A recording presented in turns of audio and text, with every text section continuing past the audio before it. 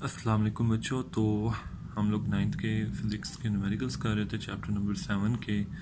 तो बच्चों chapter 7.7 numericals का हम लोगों ने आज स्टार्ट करने हैं। कह रहा है a uniform rectangular block of would 20 centimetre multiply 7.5 centimetre multiply 7.5 centimetre of and of mass 1000 gram stands on a horizontal surface with its longest edge vertical।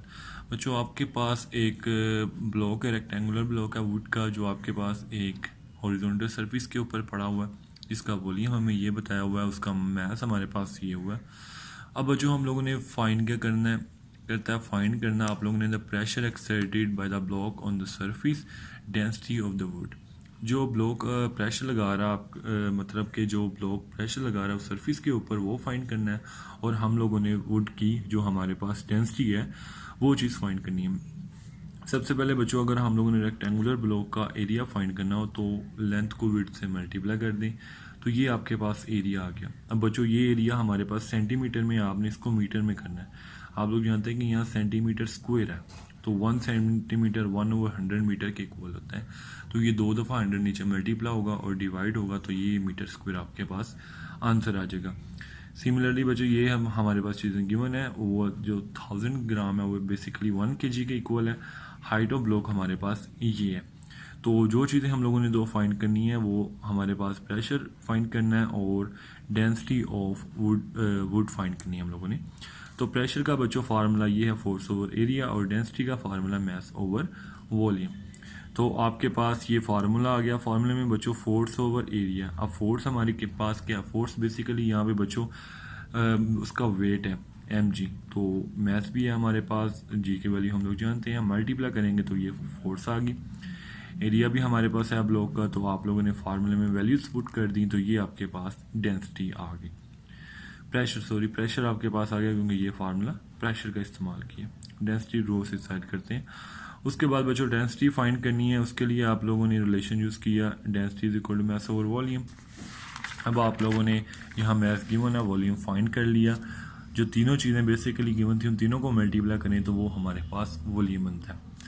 तो वॉल्यूम आप लोगों ने फाइंड कर लिया। उसके बाद अब आप लोगों ने डेंसिटी वाले फार्मूले में दोनों वैल्यूज़ को पुट किया, इसको कैलकुलेट किया और इसको यहाँ पे साइंटिफिक नोटेशन में लिखा ताकि हम kg पर मीटर क्यूब में इसको लेके जा सकें। तो इस तरह आपके पास ये इसका आंसर आ गया।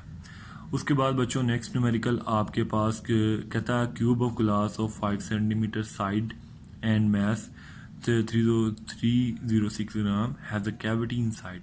कहता है गिलास है, उसकी एक साइड मतलब एक क्यूब है, उसकी एक साइड गिलास की है।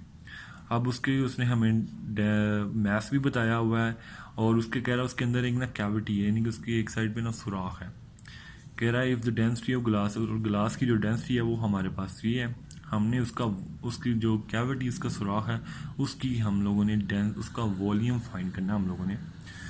तो बच्चों हमारे पास जो गिवन चीज़ें हैं सबसे पहले हम लोगों ने वो लिख ली तरतीब के साथ। उसके बाद अब डेंसिटी फाइंड करनी है, तो वॉल्यूम फाइंड करना है, तो उसके लिए हम लोग डेंसिटी का फार्मूला यूज़ करेंगे जो कि मास ओवर वॉल्यूम है, जहाँ से हम लोग वॉल्यूम को दूसरी तरफ ले जाके नीचे डेंसिटी डिवाइड होगी तो डेंसिटी फाइंड कर सकते हैं। तो सबसे पहले फार्मूला यूज़ किया। अब सबसे पहले हम लोग बच्चों ग्लास का जो हमारे पास मास है वो फाइंड करेंगे। तो ग्लास का मास फाइंड करने के लिए मास इस तरफ रहा, वॉल्यूम उधर चला गया, मल्टीप्लाई हो गया। अगर वॉल्यूम हमने कैसे फाइंड किया, उसकी एक साइड की हमें लेंथ पता है, तीनों को मल्टीप्लाई किया तो इस तरह वॉल्यूम फाइंड कर लिया। तो ये हमारे पास मल्टीप्लाई करने पे मास आ गया। अब बच्चों हमने फाइंड करना है कैविटी का मास। जो आपके पास ये जो मास आया है ये टोटल आपके पास आया है, और जो ग्लास की साइड का है टोटल मास है, और ये वो मास है हमारे पास जो कैविटी भी उसमें शामिल, यानी कि वो मास उसमें से हम लोग माइनस कर देंगे। तो ये मास आप लोगों ने माइनस कर दिया, तो ये हमारे पास इसका आंसर आ गया। अब ये वैल्यूज़ आप लोगों ने फार्मूले में पुट कर दी, यानी कि वॉल्यूम फाइंड करना है। वॉल्यूम एक साइड पे आ गया, वैल्यूज़ पुट किया आप लोगों ने, तो आपके पास final answer volume of cavity आ गया। उसके बाद नेक्स्ट बच्चों 7.9 कह रहा है an object has weight 18 newton in air. एक बच्चों ऑब्जेक्ट है जिसका एयर में वेट 18 न्यूटन है, और इसको जब पानी में हम लोग इमर्स करते हैं तो उसका वेट 14.4 में 11.4 न्यूटन बनता है।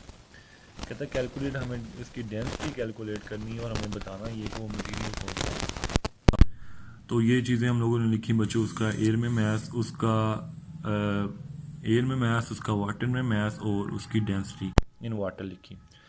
उसके बाद बच्चों अब डेंसिटी और मटेरियल फाइंड करना है, तो इसके लिए डेंसिटी के लिए हम लोग ये फार्मूला जानते हैं, weight of object in air और weight object in air minus weight of object in water multiply rho जो कि इसकी डेंसिटी। तो बच्चों आप लोगों ने फार्मूले में सारी वैल्यूज हमें गिवन है, आप लोगों ने पुट करनी है, कैलकुलेट करना है, तो आपके पास ये फाइनल आंसर आ जाएगा जो कि उसकी डेंसिटी है। अब बच्चों आप लोगों ने एक टेबल पर जिसके अंदर दिया हुआ है, तो उसके क्लोज जो ये वैल्यू बनती है डेंसिटी की, ये एल्यूमिनियम की बनती है। तो इसका मतलब है ये जो ऑब्जेक्ट है आपके पास ये एल्यूमिनियम है। तो ठीक है बच्चों, आज तक के लिए इतना ही, बाकी तो हम लोग नेक्स्ट क्लास में करेंगे। ओके बच्चों, अल्लाह हाफिज़।